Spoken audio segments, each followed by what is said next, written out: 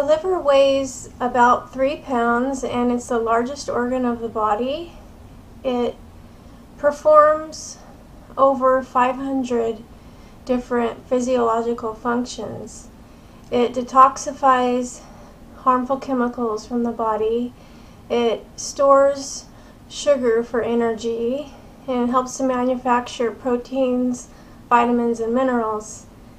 It helps to clot the blood, and it produces immune factors so we don't get sick, and it helps to make red blood cells and iron.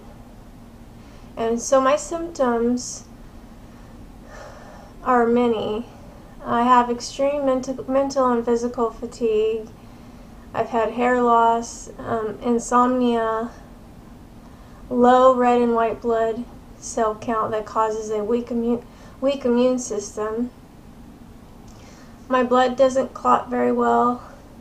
I've had nosebleeds and itching, rashes, red and swollen eyes, fluid buildup. It's hard to think clearly because the liver detoxifies ammonia from the blood, which the digestive system produces. So you can see there that there are a lot of symptoms associated with liver failure. The main thing that the Regenerative Medicine Institute claims is that half a cup of adipose stem cells reach the therapeutic threshold, and that patients typically see results after 2 to 3 weeks. The first 6 weeks, I did notice a slight increase in energy and stamina. However, those effects wore off, and I'm the same now as I was before the stem cells. So obviously the amount that I received did not reach this therapeutic threshold. And Dr. Perez says that it takes at least 50 million stem cells to reach this therapeutic threshold for common diseases. In order to reach a therapeutic threshold, we found that we require at least 50 million stem cells. In order to get this number of cells from bone marrow, you would have to incubate and expand the cell population, which will take several weeks and only yield a copy of a copy of a copy of the cells, and so on. When you extract stem cells from fat tissue, it's much less invasive and much faster. We introduce a tumescent fluid into the fat layer under the skin, which will actually make the fat easier to extract and also numb the area, making it much less painful. We usually extract 120 cc's of fat, which equals about half a cup. For eye patients, we only extract 60 cc's of fat.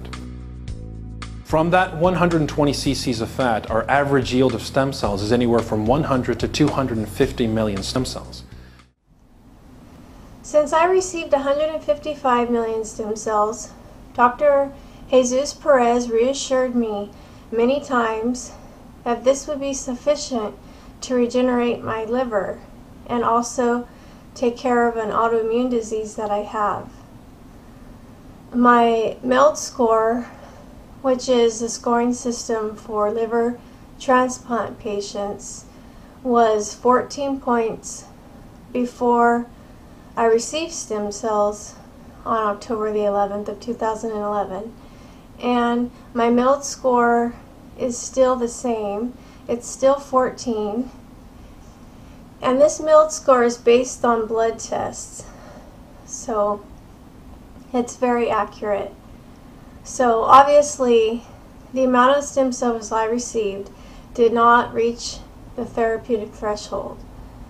And Dr. Perez said last year that all of their patients up to that point, which were well over 30, showed marked improvement.